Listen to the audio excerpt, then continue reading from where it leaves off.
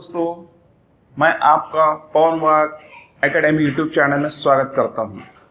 दोस्तों, हम देख रहे हैं कक्षा 8वीं की पुस्तक हिंदी सुलभ भारती की कविता धरती का आंगन महके, जिसके कवि है डॉक्टर प्रकाश दीक्षित।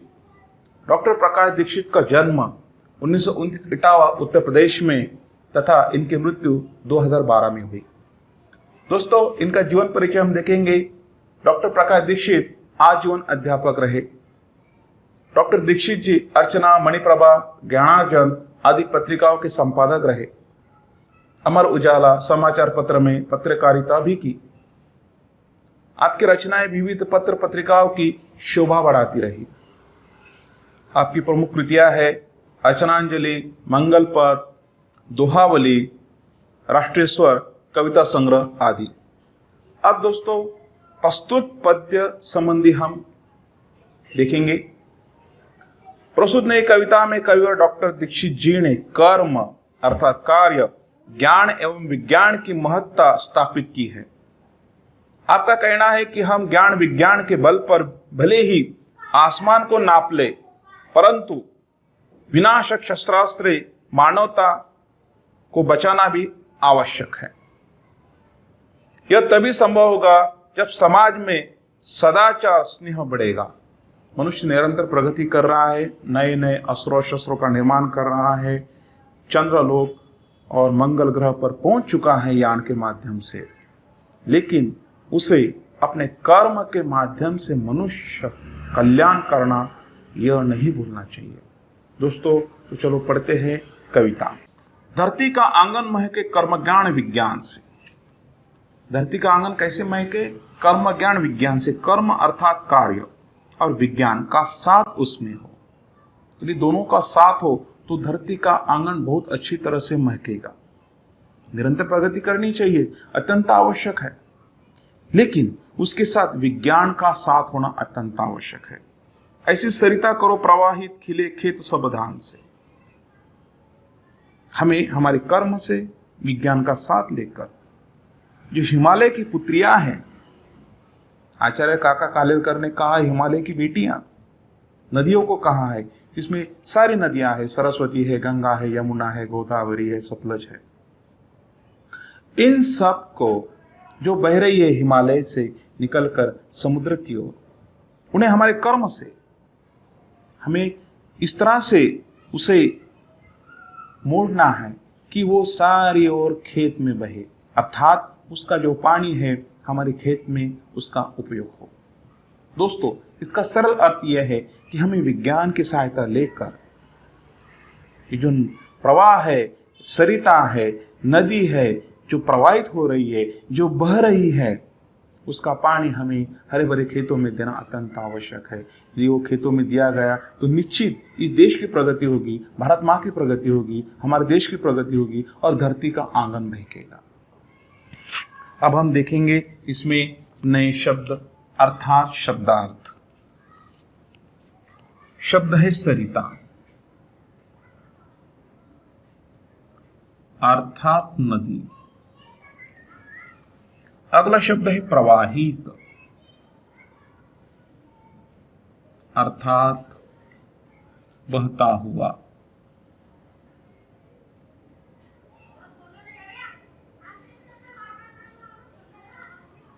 हम विज्ञान की सहायता लेकर नदियों को इस तरह से मोड़े कि उसका पानी हमारे खेतों में आए और खेतों में हरी भरी फसलें दिखाई दे। आगे देखेंगे। अभिलाषाएं नित मुस्काए आशाओं की छाह में, पैरों की गति बंधी हुई हो विश्वासों की राह में। अभिलाषाएं, हमारी जो आशाएं हैं वो नित मुस्काए, अर्थात हमारी जो आशा है वो सरल होनी चाहिए, सकारात्मक होनी चाहिए, अच्छे विचारों की होनी चाहिए, उसमें मुस्कुराहट होनी चाहिए। पैरों की गति बंधी हो विश्वासों की राह में। विश्वास, मनुष्य को विश्वसनीय होना चाहिए और मनुष्य ऐसा प्राणी है कि जिस पे विश्वास रखा जा सकता है और मनुष्य ऐसा प्राणी है कि जो धोखा भी देता है। दोस्तों, इसमें एक चीज ध्यान देने योग्य है कि हमें हमारी जो आशाएं हैं, अभिलाषाएं हैं, जो विचार है, वो सारे सकारात्मक रखने चाहिए। और उसे पूरा करने के लिए, हमारे लक्ष्य को पूरा करने के लिए सबसे पहले हमें लक्ष्य का निर्धारित करना चाहिए। यदि हम लक्ष्य निर्धारित करते हैं और उस दिशा में हम चलते हैं, दौड़ते हैं, बढ़ते हैं, तो हमारे जो कदम है वो दृढ़ विश्वास के साथ बढ़ने चाहिए। और मनुष्य को ये सारी अभिलाषाएं और आशाएं पूरी करते समय उसका विश्वास नहीं खोना चाहिए। सबसे पहले तो हमें स्वयं पर विश्वास होना चाहिए, आत्मविश्वास होना चाहिए। और यदि हमें आत्मविश्वास है, स्वयं पर विश्वास है, तो निश्चित ही हम अच्छे कार्यों की ओर बढ़ेंगे और दूसरे लोगों का विश्वास भी हमारे ऊपर बना रहे। अर्थात कवि हमें इस पंक्ति के माध्यम से बताना चाहता है कि सदाचार, अच्छा वर्तन हमें निरंतर अपनाना चाहिए। शिल्प कला कुमुदों की माला वक्षस्थल का हार हो, फूल फलों से हरी भरी इस धरती का श्रृंगार हो। नित नए कृत्य करने चाहिए, नित नए कर्म करने चाहिए और हमारे जो हस्तकला है, शिल्प कला है, उसे हमें अपनाना चाहिए। तभी हमारा देश आगे बढ़ेगा, तभी इस धरती का उत्कर्ष होगा।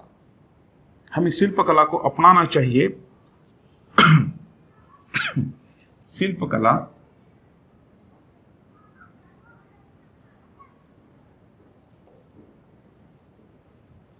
हस्तकला,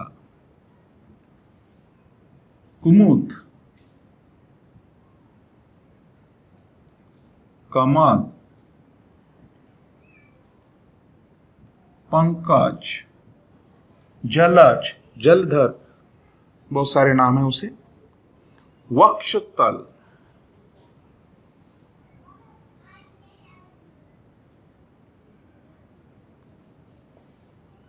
छाती।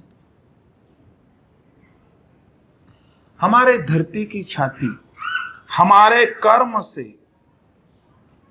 हमारे हस्त कौशल से इस तरह से महकनी चाहिए कि मानो उसमें पंकज खिला हो, मानो उसमें कमल खिला हो, मानो उसमें कुमुदों की माला पिरोई गई हो। इसलिए मनुष्य को यह निरंतर करना चाहिए और शिल्प कला को हमें अपनाना है, तभी इस देश की प्रगति होगी। हमारे कर्म से, हमारे हस्त कौशल से इस तरह से धरती के वक्षस्थल, धरती की छाती हमें ऐसी महकानी है, ऐसी सुशोभित करनी है कि जिसके ऊपर मानो हमारे कर्मों की, कार्यों की, हस्त कौशल की पंकज रूपी मालाएं दिखाई दे। फूल फलों से हरी भरी इस धरती का श्रृंगार हो। और जब हम हमारे हस्त कौशल को स्वीकारेंगे, हमारे कर्म को स्वीकारेंगे, हमारे कार्य को स्वीकारेंगे, तभी इस धरती का आंगन, इस धरती का वक्षस्थल, इस धरती की छाती फूलों फलों से हरी भरी दिखाई देगी, फसलों से लदी दिखाई देगी और तभी हमारा उत्कर्ष होगा। चंद्रलोक या मंगल ग्रह पर चढ़े किसी भी यान से, किंतु न हो संबंध विनाशक अस्त्रों का इंसान से।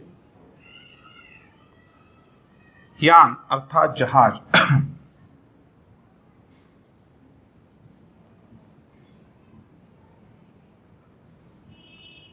विनाश शब्द,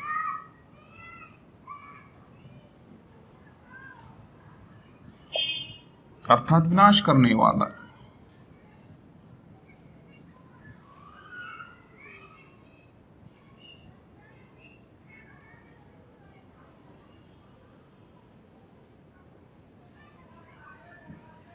बहुत अच्छी चीज है, हम चंद्रलोक पर पहुंच गए, हम मंगल ग्रह पर पहुंच गए, इतनी सारी प्रगति कर ली, बहुत अच्छी चीज है, निरंतर प्रगति हो रही है। लेकिन साथ में शस्त्रास्त्र का भी निर्माण हो रहा है और ऐसे शस्त्रों का निर्माण हो रहा है जो विनाशक है, जो विनाश करने वाले हैं। मनुष्य को यह सब रोक देना चाहिए। ऐसे शस्त्रों का निर्माण करने से मानव का संहार होगा, मानव कल्याण नहीं होगा। एक और तो हम निरंतर प्रगति कर रहे हैं, लेकिन दूसरी ओर ऐसे अस्त्रों और शस्त्रों का निर्माण कर रहे हैं कि जो मानवता को समाप्त कर देगा, उसका विनाश कर देगा। ये नहीं करना है। प्रगति कीजिए, बहुत अच्छी चीज है और करना भी चाहिए, लेकिन उसके साथ में हमें मानव कल्याण की ओर ध्यान देना अत्यंत आवश्यक है। सांस सांस जीवन पट बुनकर प्राणों का तन ढकती। सांस का काम क्या है? जीवन पट को बुनना और प्राणों का तन ढकना। उसी तरह सदाचार की शुभ्र शला का मन सुंदरता आंकती। सदाचार जो अच्छा आचरण है हमारा, वो क्या करता है? देखिए, शुभ्र, शुभ्र का अर्थ है उज्ज्वल, शलाका सलाई, आंकड़ा अर्थात अंदाजा लगाना, अंदाजा लगाना। इस पंक्तियों को फिर से एक बार पढ़ेंगे। सांस सांस जीवन पट बुनकर प्राणों का तन ढकती। जिस तरह से सांस जीवन पट बुनकर प्राणों का तन ढकने का कार्य करती है, उसी तरह सदाचार, अच्छा विचार, अच्छा आचरण हमें शुभ्र शलाका अर्थात उज्ज्वल सलाई, मन का सुंदरता आंकती। जो हमारी मन की सुंदरता है उसे आंकने का काम कौन करता है? तो सदाचार करता है। और सदाचार ही हमें मार्गदर्शन करता है, सदाचार ही हमें अच्छी राह दिखाता है, सदाचार ही आंकता है, सदाचार ही अनुमान लगाता है और सदाचार ही अंदाज लगाता है कि मनुष्य का कर्म किस ओर है और मनुष्य की प्रगति किस ओर हो रही है और मनुष्य क्या कर रहा है और मनुष्य को क्या नहीं करना चाहिए। जिस तरह से सांस सांस जीवन पट बुनकर प्राणों का तन ढकती, सदाचार के शुभ्र शला का मन सुंदरता आंकती। हमारा सदाचार, हमारा कर्म ही अत्यंत आवश्यक है। अगली पंक्ति में देखिए, प्रतिभा का पैमाना मेधा की ऊंचाई नापता। प्रतिभा का पैमाना मेधा की ऊंचाई नापता, मानवता का मीटर बन मन की गहराई मापता। मानवता का मीटर बन मन की गहराई मापता। शब्द है पैमाना।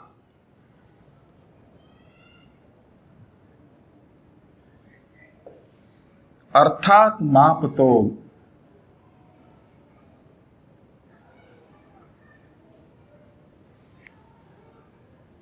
मेधा अर्थात बुद्धि।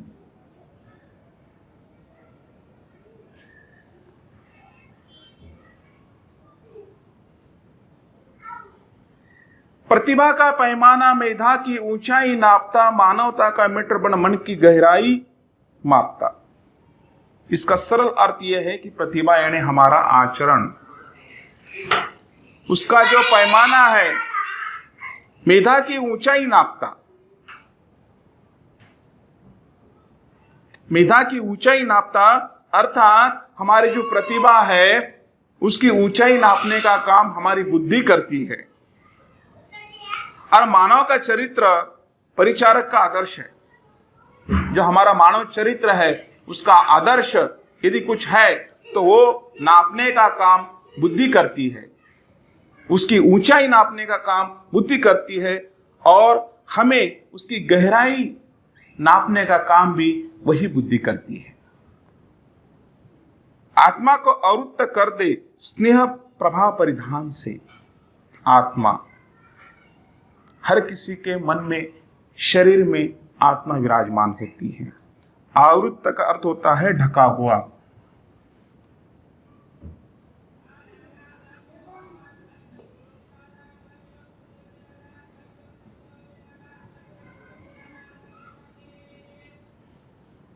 परिधान अर्थात वस्त्र। और अगला शब्द लिखेंगे हम वसुधा अर्थात धरती। आत्मा को अवरुद्ध कर दे स्नेह प्रभाव परिधान से।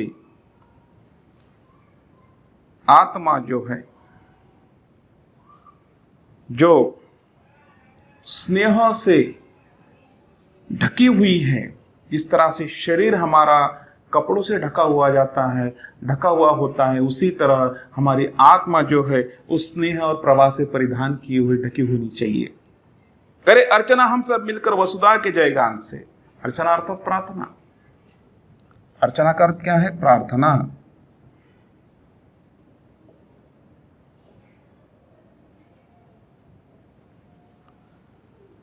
करे अर्चना हम सब मिलकर वसुधा के जयगान से। कवि कहते हैं कि हे मनुष्य, हम सब मिलकर प्रार्थना करें, अर्चना करें, विनती करें कि इस धरती का जय जयकार हो, इस धरती का जयगान हो। इसीलिए कवि कहते हैं कि सदाचार और स्नेह अत्यंत आवश्यक है। मनुष्य भले ही कितनी प्रगति कर ले, लेकिन उसमें सदाचार और स्नेह का होना अत्यंत आवश्यक है।